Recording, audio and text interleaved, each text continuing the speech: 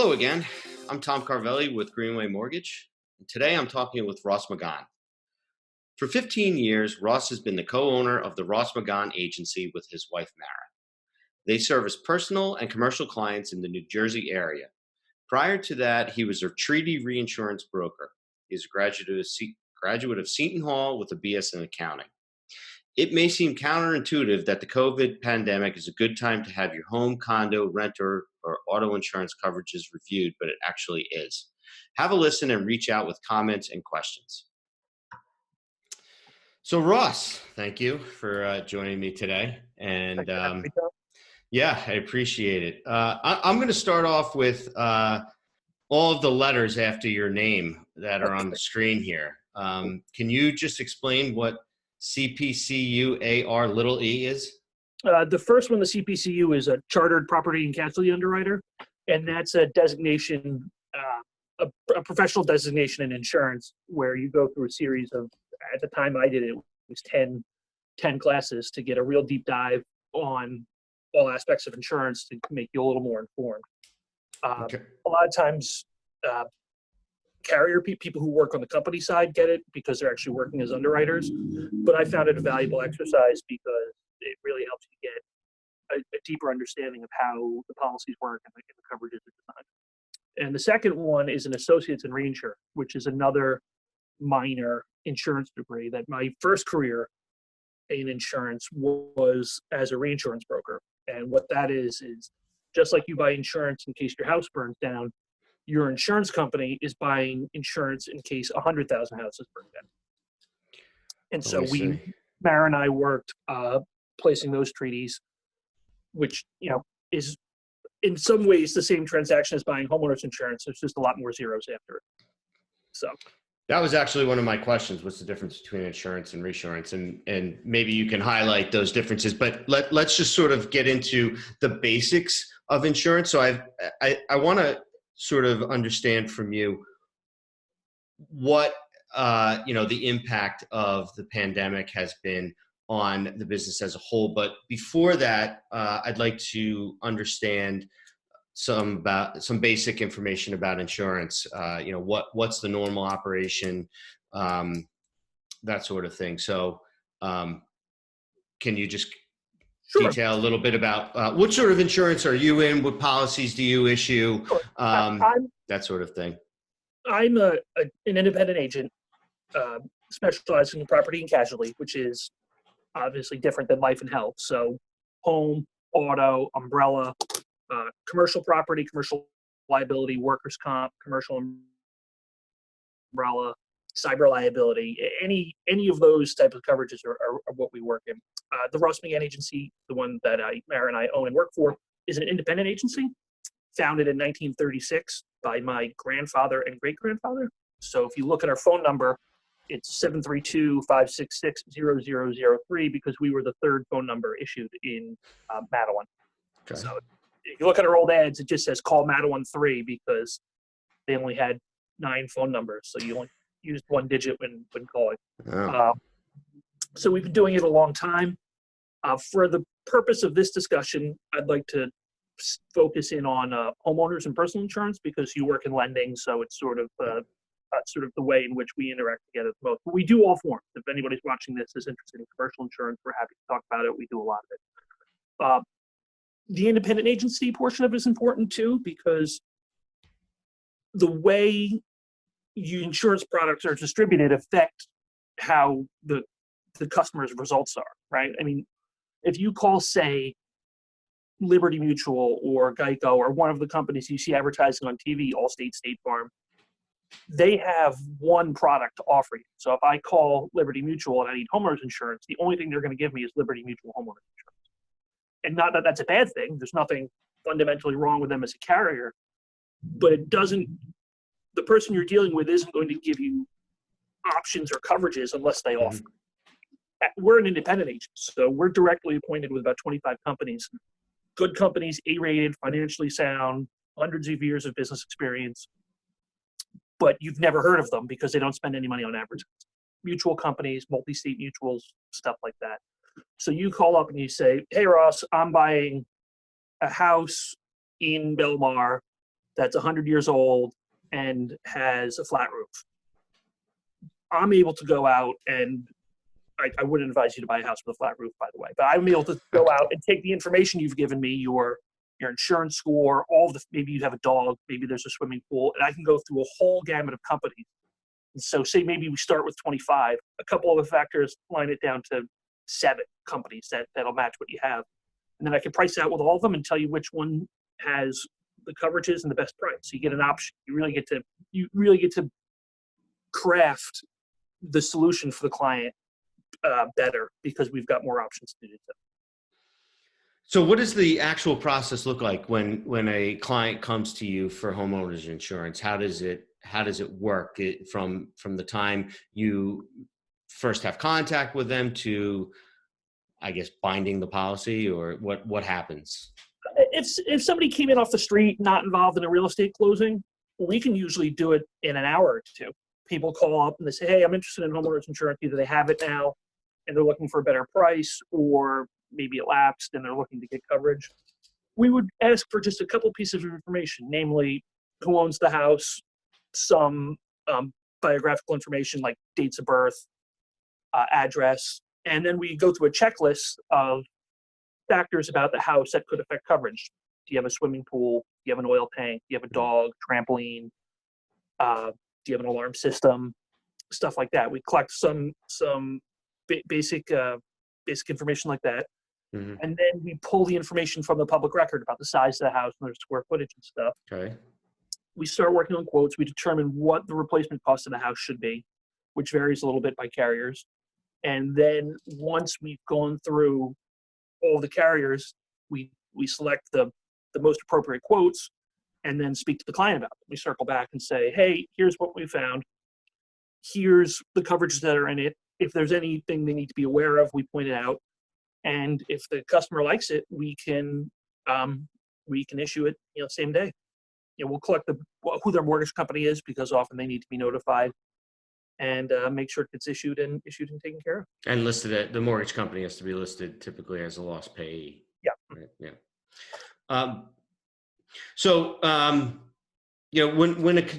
When you do give a consumer a premium or a price, mm-hmm. how do they evaluate the policy to know that they're getting the best deal or the most for their money? That's where having a good agent is important on homeowners insurance, because compared to, say, purchasing auto insurance is very easy because there's very few lines of coverage and they've been effectively made homogenous by state regulators. And they can be made homogenous because auto is a very narrow product. So if you pick up 2 auto policies and hold them side by side, you can basically look at 3 lines, and if all 3 of those lines are the same, you should go whichever one is cheaper because it's a real commodity. There's some qualitative difference. So, there's some carriers that are worse than others, but most of the carriers are sort of in the middle in terms of the qualitative value, so that it's very easy to shop. When you're looking at homeowners insurance, the complete opposite is true. I always find it fascinating that people will spend hours obsessing over insuring their $22,000 Honda, and then will spend 0 seconds evaluating what they're paying for to insure what's effectively their largest asset. And for homeowners insurance, the difference between policies can be significant based on endorsements and coverages, so that whereas in auto insurance, if everything's the same, you always want to choose the least expensive. In homeowners insurance, often people are paying more for less because of the nature of the way larger insurance companies view homeowners insurance. So everybody's insured for fire, right? Say your house burns down. Anybody who's got an active homeowners insurance policy, and if they didn't set the fire themselves, are going to get paid by the insurance company. That's just standard. Everything's covered. Fire is covered for everything. But a lot of stuff isn't covered under a standard homeowners policy. It needs to be added by endorsement. Things like water backup. So you've got a basement with a sump pump, and the sump pump fails. water backs up into your basement and damages your belongings and, and the finish on it, Mm. a standard homeowners policy doesn't cover it. That needs to be added on by a coverage endorsement. Same thing with service line coverage. So you come home one day and the water or sewer pipe buried in your front yard is broken. A standard homeowners insurance policy isn't going to pay to fix that. It's not a covered cause of loss. You need to have that coverage added on. Things like equipment breakdown. So a power surge comes down the line, tries out your pool heater, your furnace, your washer dryer, your TV, and your computer. Right? I mean, it's a pretty big number. That adds up quick. Again, standard homeowners insurance doesn't cover this exposure, so you need to make sure it's endorsed on there. So there's a lot of stuff that if you're just looking at the front of a policy, say like this policy says I'm insured for 400,000, and this policy says I'm insured for 400,000. So therefore the same, I'm just going to take whichever one is less expensive or whatever one that gets me a discount on my auto insurance, right? But until you actually sort of start to peel back the layers and make sure all of the bespoke coverage, the coverages that aren't automatic are included in there, you can end up with a really expensive hole in your coverage. A couple big areas too where people don't realize are on there are hurricane deductibles. So say your house burns down, right? On the front of the page, it's going to say your deductible is $1,000 or 5%. So $1,000 is anything that's covered other than a hurricane. So your house burns down, it's $1,000. Hurricane Tom blows up the coast and knocks your house over, it's going to be 5% of the value of the house or whatever that percentage is. So if you have a $500,000 house, that's a $25,000 deductible. A lot of carriers can eliminate that and people don't realize it. So, and a lot of people who bought homeowners insurance 10, 15 years ago and it wasn't on there, it got rolled on at a later point. And that's sort of a big coverage hole that a lot of people don't realize that they're sitting on as well. Because it doesn't call it out right up front. Yeah, it's like one of those things that's buried in the policy somewhere. It's on the first page, but people often don't see it. Okay. Another one that is becoming less of an issue, but is still big, is for people who have in-ground oil tank on their property. Mm. That if your oil tank leaks, your homeowner's insurance doesn't cover the repair of your property. That's standard. Like your dirt isn't covered. There's no way to buy it. You can get coverage for that from your oil vendor. But if your oil leaks on your property and it seeps onto your neighbor's property, you've now got a liability issue. In effect, your neighbor is going to sue you to pay to clean up their property. Okay. If you've got an in-ground oil tank, that coverage again is automatically excluded from a homeowner's policy. Most carriers will allow you to purchase back for not a large premium the liability portion of it, so that I don't want to say in the event that it leaks, anything buried in the ground is eventually going to deteriorate and leak.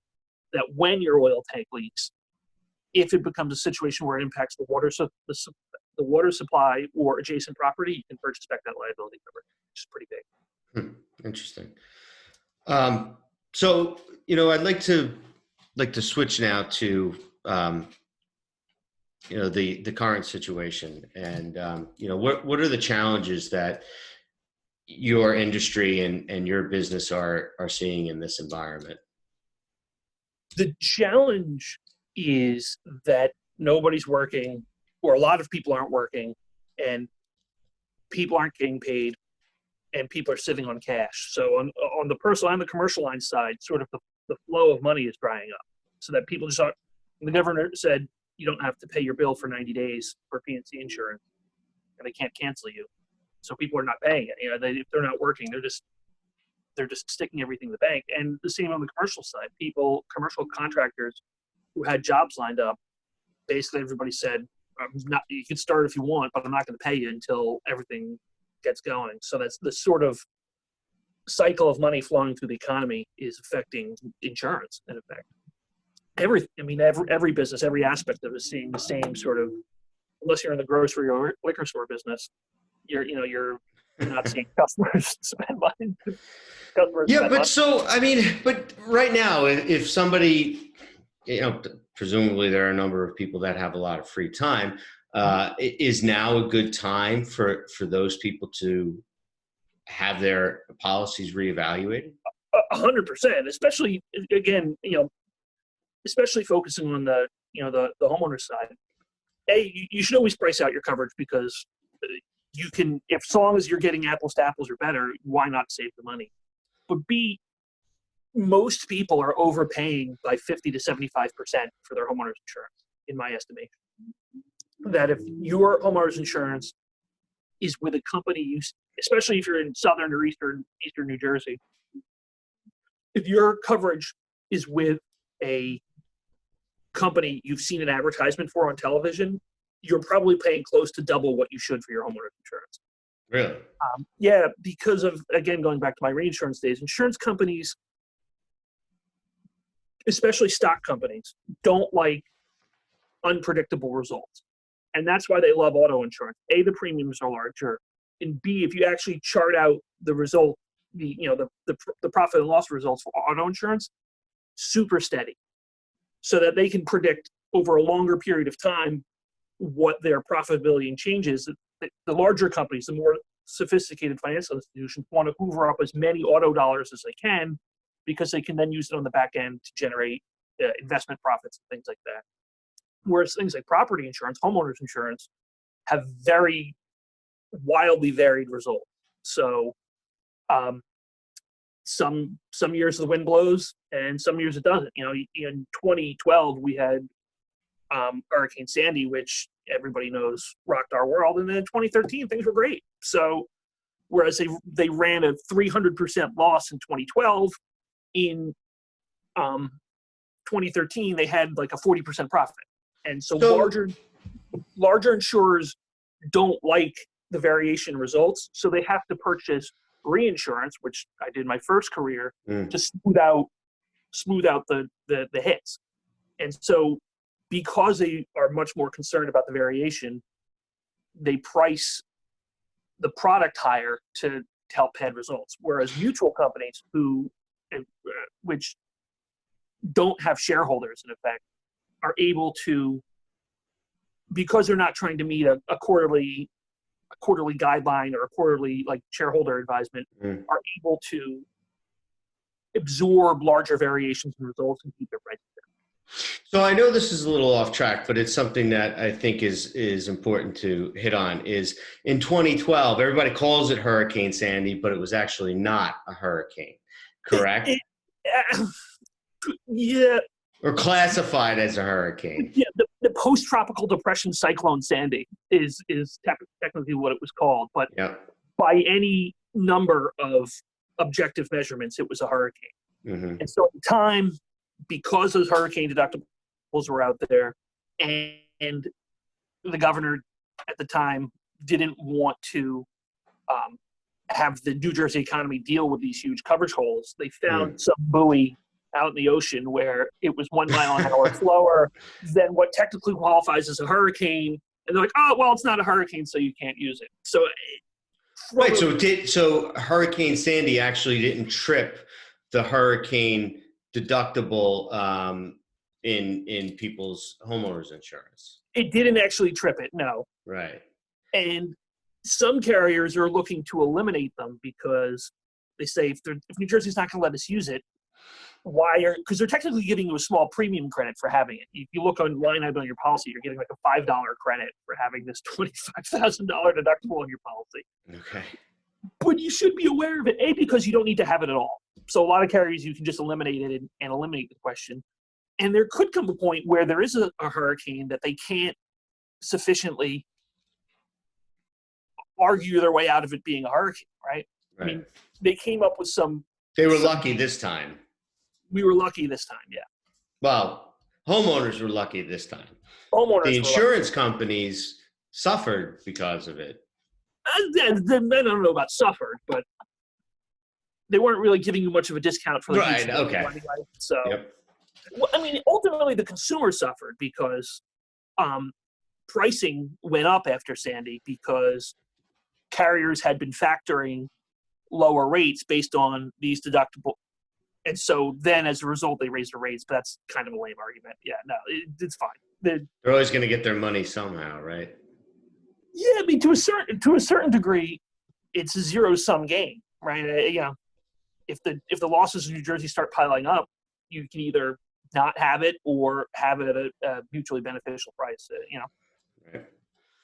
Okay, so we digress for a moment there. I want to sort of get back to the current situation at hand. And I mean, as far as service levels go for insurance companies, carriers, getting new policies, has there been any impact on any of that?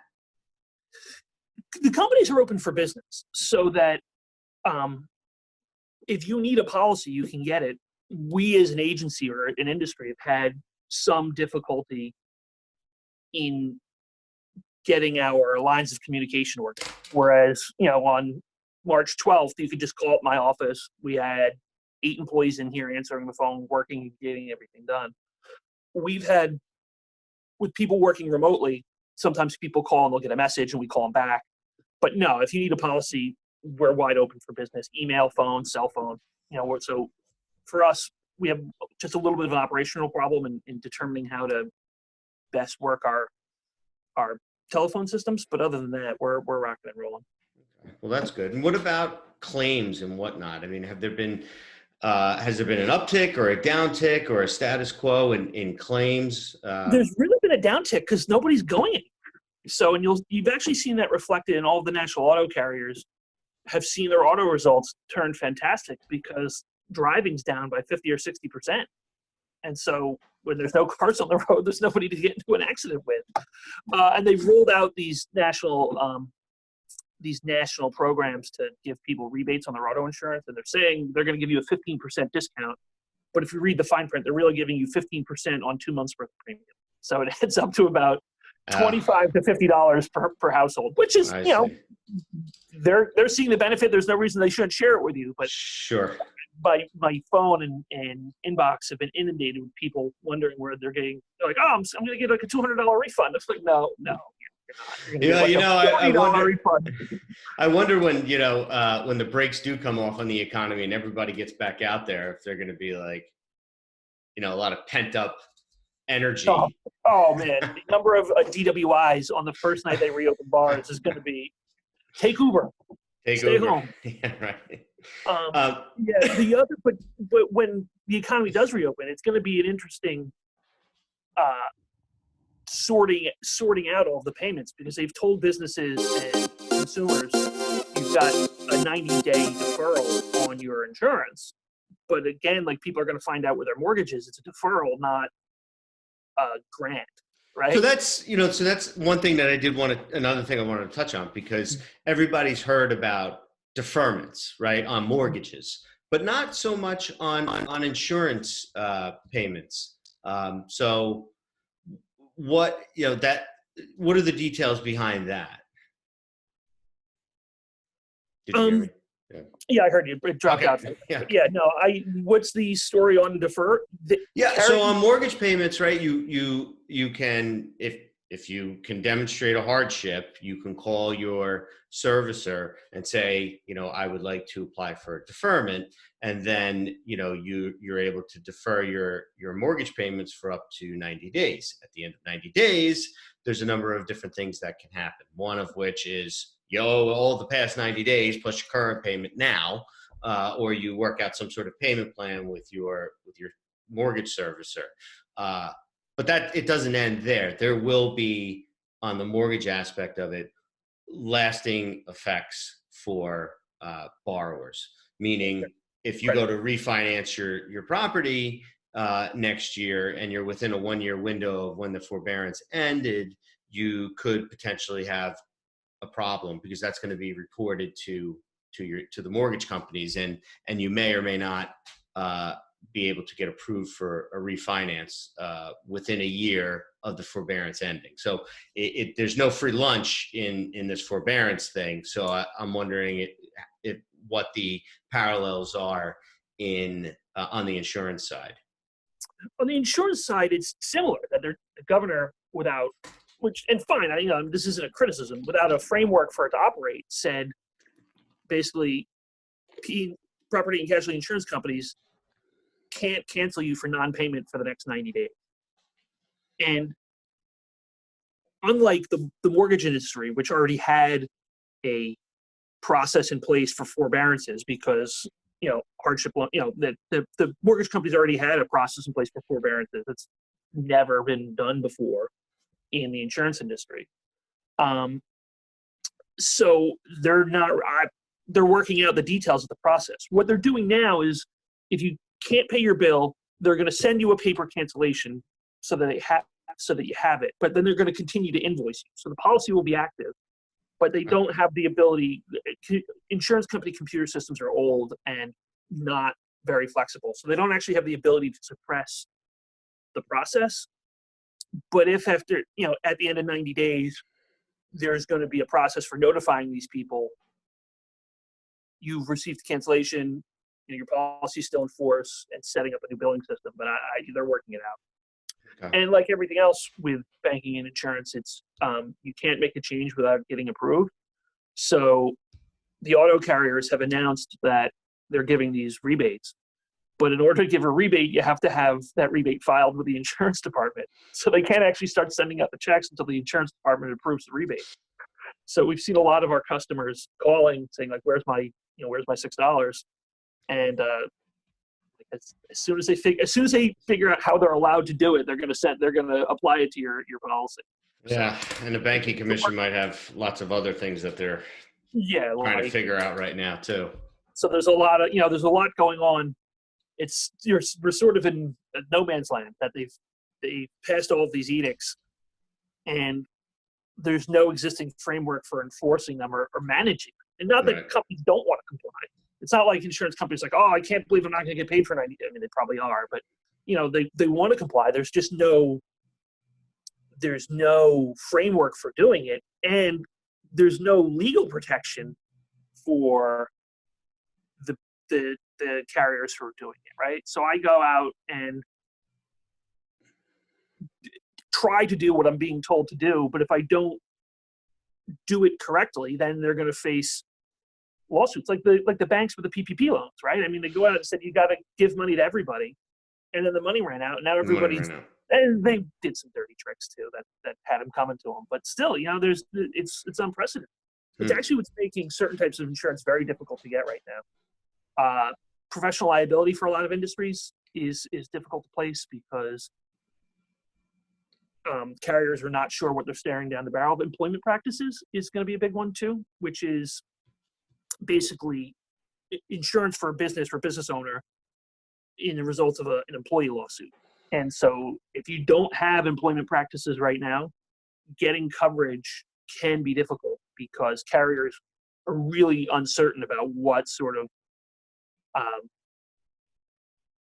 long-term litigation is going to come out of all this. I see. So, so I'm just wondering what your long-term outlook is, as far as, look, I mean, the brakes are going to come off the economy. We're gonna slowly get back to something that looks like normal. We don't know how long it's going to be. We don't know how bad the long-term impact is going to be or what a recovery is going to look like. But for your industry and kind of sort of like for homeowners policies and whatnot, what do you think the long-term outlook is? And, are there any changes or adaptions, that have occurred that will stay in place for the long term? Are there going to be sorts of new products that come out of this? That sort of thing.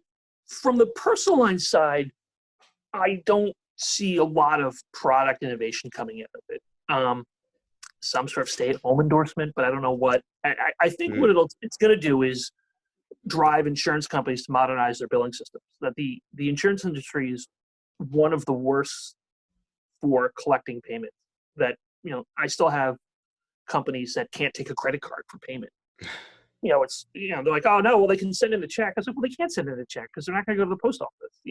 So that it's going to spur companies that are good claims handling companies but bad service companies to, and I shouldn't say bad service companies, but bad, not modern billing companies to really change the way they collect payments from customers. On the commercial line side, it's going to be very interesting to see what happens, because right now on a business policy, coverage for viral infections and pandemics is excluded, specifically because, following the 2001, was 2001 was SARS, 2002? SARS. I forget the year exactly. Swine flu, H1N1, whatever the first one was in the early 2000s, the insurance industry realized that their wording, and it was litigated, their wording on their contracts wasn't very specific regarding things like pandemics. And you may say, well, they're just trying to weasel out of paying you, but that's not entirely accurate. That the price you're paying for, say, property insurance is based on their ability to quantify how likely and how severe the average claim is going to be. And I'm sure if there's any actuaries listening to this, they're like grabbing their hair at how poor that explanation was. But in layman's terms, basically, insurance companies can come up with a factor for all the things that are covered in your insurance policy and use that to come up with a rate. And if they're wrong by a little bit, they have a loss. If they're right by a little bit, there's a little extra left over. Mm-hmm. And they're using big data, really big quantitative minds and computers to try to model what it's going to cost so that there'll be enough money in the pool when it happens to pay your claim. The things they can't quantify are things that are unquantifiable, right? I mean, how would they come up with a price for insurance for when the entire world economy shuts down, right? So that's why things like this, things that are global in nature are really considered uninsurable. I mean, they can insure against a hurricane in Florida, but if there was a hurricane the size of the Northern Hemisphere that affected every continent, you couldn't, and that's not physically possible, but as an example, they insure for it because it creates too much of a loss for people to price for. And so right now, people are clamoring to have their business interruption coverage include, losses for the pandemic, but it's specifically excluded, and that exclusion was approved by the state insurance department. So, you run into a situation where if they can change their minds and say, oh, well, that exclusion doesn't count anymore. Now you're just having the state rewriting contracts, ad hoc is really, creates a lot of complicated legal questions. It would also bankrupt the insurance industry. So your homeowner's insurance would go from being $1,000 a year to $5,000 a year next year, and vice versa. But, so what about the fact that a lot of people are now working from home? Does that have any influence or impact on homeowners insurance policies, or do you see any issues or changes coming down because of that? Like, I guess my concern here is, or thought process here is that, you insured your home to live in, right? And right. Now you're also working there. Does that... Well, from a homeowner standpoint, I'm assuming you're working a service job like insurance or loans where you're just sitting at a computer grinding out paper. There's not a big exposure change for a homeowner. If you have some sort of a home-based business, you definitely want to look at, say you're cutting hair in your home or you're running a small home daycare or something where you're actually like conducting a physical business. You would want to talk to your homeowner's insurance agent to make sure the coverages associated with that are being correctly addressed. From an employer standpoint, if you've got employees working from home and they've got business equipment in their house in the field, you want to make sure that you're accounting for what's out there and make sure that it's make sure that it's being accounted for and insured correctly. So, okay. Interesting. All right. Well, I think that's a good place to wrap it up. Is there anything that we haven't covered that you think is important or relevant at this point? No, I would just say, look at what you have, especially, if you're sitting home with personal insurance, and you're worried about your bills, look at your homeowner's insurance because you probably save a lot of money on it. Same thing for your business. It's a good time for people to realize what they have and what's not in there. A lot of times people have opened up businesses they had a friend who was an agent, or, they just bought off some website, and, they're starting their business on a shoestring, so they're trying to figure it out. But there's a lot, if you haven't looked at what you're doing compared to what you have, there's probably a lot of space in there that you don't realize a lot of coverage gaps. So, good time to sit down and have a conversation with an agent. Say, hey, I've got my business. I want to look at what I have and what I might need. Okay. Well, thank you. And if anybody wants to get in touch with you, what's the best way to do that? Is it on your website or through? Yeah, we've got a great website. We can do online chats there. You can email. My email's always great. You can call on the phone. All of our modes of communication are open. Reach out, and we'd be happy to hit me up on Facebook. We'll put all of those links and contact information in wherever we post this. So I'll have that added if you could just send that over to me. Great. I appreciate that. All right. Well, Ross, thank you very much. It was good seeing you, and best of luck, and stay safe, stay well. Thanks, Tom. And same to you and yours. Everybody, everybody stay safe. I'll talk to you soon. Thanks, Ross. Bye.